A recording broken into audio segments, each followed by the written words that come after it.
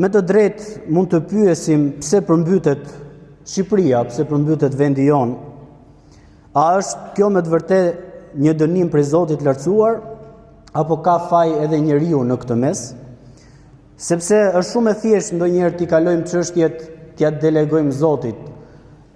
Pra, ka caktuar Zoti të ndodhi kështu, edhe prandaj ne përfunduam në këtë gjendje. Nuk ka dyshim që ne besojmë në caktimin Allahu xhaleshanu. Por ama mos të harrojmë se Allahu i lartësuar këtë jetë e ka krijuar me disa shkak pasoja, me disa sebepe për të arritur në një përfundim të caktuar. Dhe kur shohim në Kuranin famëlart, Kurani flet për një fenomen që quhet fesadi i njeriut. Njeriu të arrijë në një korrupsion, të korruptohet njeriu. Në fakt korrupsioni nuk duhet kuptuar në zhargonin popullor që ne jemi mësuar, por korrupsion do të thotë që njeriu në radh parë të korruptojë vetveten e tij. E si ndodh që njeriu të korruptojë vetveten e tij nga perspektiva islame? Allahu i lartësuar thotë në Kur'an: "O ju që keni besuar, friksojeni Allahut të lartësuar dhe përgatiteni veten tuaj për ditën e takimit kur do takoni tek ai. Wa la takunu kalladhina nasullaha fa ansahum anfusahum." Dhe mos u bëni si ata që e harruan Allahun dhe ata harruan veten e tyre. Po si mund të harrojë njeriu veten e tij? Bëhet një pyetje në këtë ajet, se është shumë ajet interesant. Si mundet njeriu të harrojë veten e tij? Dietarët thonë se kur njeriu harron Allahun, që ka një krijues, atëherë njeriu do të harrojë dhe vetveten e tij. Arresa thelbësore e vetvetes së tij është në momentin që ai harron që do të vdes, harron që ka një krijues, harron që ka një Zot. Dhe në këtë formë ai e jeton jetën e tij në këtë mënyrë, duke bërë pastaj padrejtësi të mëdha, duke bërë fesada të mëdha në tokë. Dhe duke pasur parasysh se kjo dynja është ndërtuar mbi shkak pasoja, është e qartë në tekstet fetare se Allahu kërkon nga ne që të bëjmë shkaqet, të bëjmë sebebet dhe pastaj përfundimin e lëm në dorë tek Allahu xhaleshanu. Thënë ndryshe, nëse do ta sjellim në një shembull konkret, nëse ka përmbytje, nëse ndodhin tërmete, pa diskutim kjo mund të jetë sprovë për Allahu xhaleshanu, mund të jetë një paralajmërim prej tij, mund të jetë dënim prej tij, nuk ka dyshim.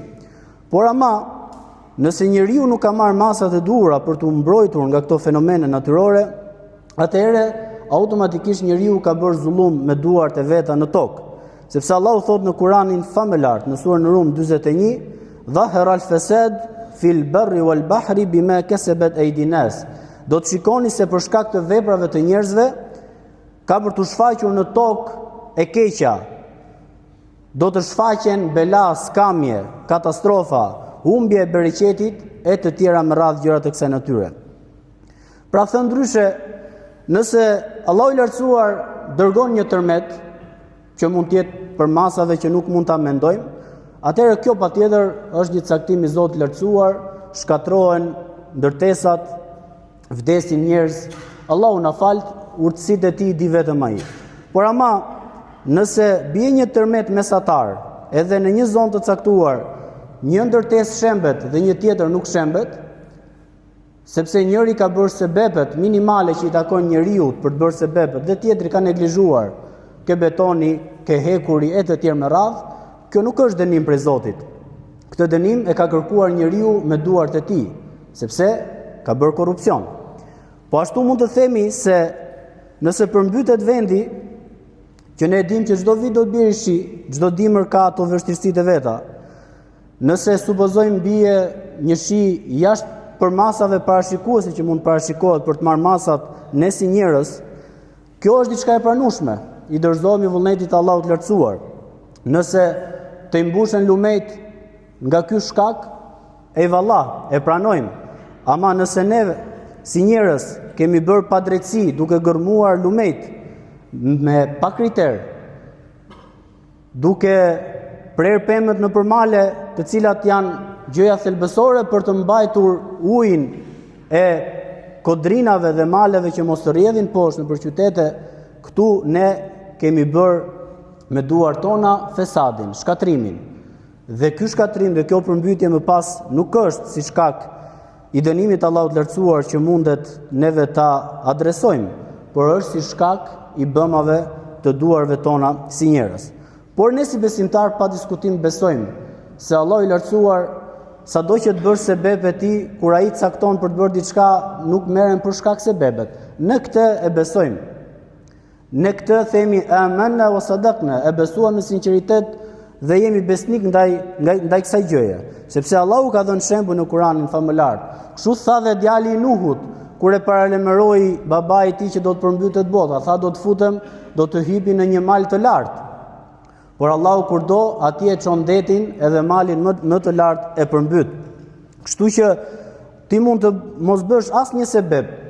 Allahu e urdhëroi zjarrin e Ibrahimit alayhis salam, që zjarri në vetvete është djegës, por ama kur Allahu do diçka të bëhet, e bëri zjarrin që mos ta djeg Ibrahimin alayhis salam. Por ama këto janë raste që i takojnë mrekullive, janë raste të jashtëzakonshme. Ndërkohë sa i përket natyrës njerëzore të zakonshmes, neve si njerëz na kërkohet të bëjmë sebepet dhe pastaj të presim rezultatet për Allahu. Shembulli më të bukur e dha Sahabiu kur shkoi ke profeti alayhis salam. O i dërguar i Zotit, ti na thuaj që Zoti ka caktuar gjithçka, po unë ta lë dhe vend time jashtë xhamie të falem, nëse më hum mua ajo, kush e ka fajin? Profeti alayhis salam i tha, po ti lidhe dhe vend, pastaj mbështeti Allahu të lartësuar. Kështu që merrini masat, pastaj nëse vjen diçka prej Zotit e presim atë, themi elhamdulillah, Zoti deshi kështu, edhe ne i nënshtrohemi vullnetit e tij. Por nëse ne nuk marrim masat, nëse ne nuk bëjmë sebebet e duhura, atëherë patjetër që vendi do të përmbytet, patjetër që fesadi do të përhapet në shoqëri. Sepse Allahu i lartësuar jep një shembull mahnitës në Kur'anin famëlar ku thotë: "E fara'aytum ma tahruthun antum tazra'unahu am nahnu zari'un." A ju thot, nuk e shikoni atë që e mbillni, që e udhni farën me duart e tuaja? A ju e bë të mbi fara apo ne e bëjmë që të mbi fara, thot Allahu i lartësuar.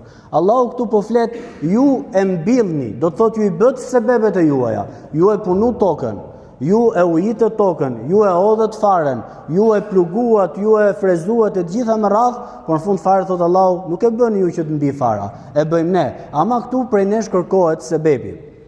Dhe gjithë kjo e të dashur besimtar vjen për shkak të fjalës që e nisëm në fillim, fesadi i njerëzve të cilët shkatrojnë në tokë. Thot Allahu i lartësuar në Kur'anin Fisnik, ku i drejtohet këtyre njerëzve që thot la tufsiduna fil ard, mos bëni shkatrime në tokë, qalu innama nahnu muslihun. Jo, thon ato, ne vetëm po përmirësojmë në tokë. Ndërkohë Allahu e kundërshton këtë gjë dhe thot, ata janë në të vërtet shkatrimtarët e vërtet.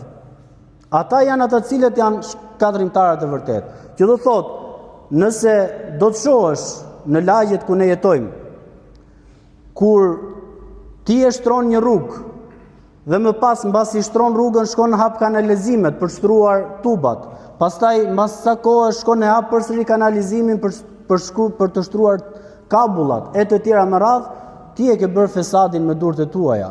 Ti e ke shkatruar vendin tënd me duart e tuaja, ti e ke korruptuar vetveten tënde me këtë fenomen.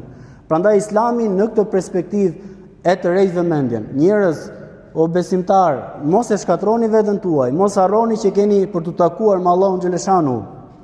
Do të jepni llogari për çdo përgjegjësi.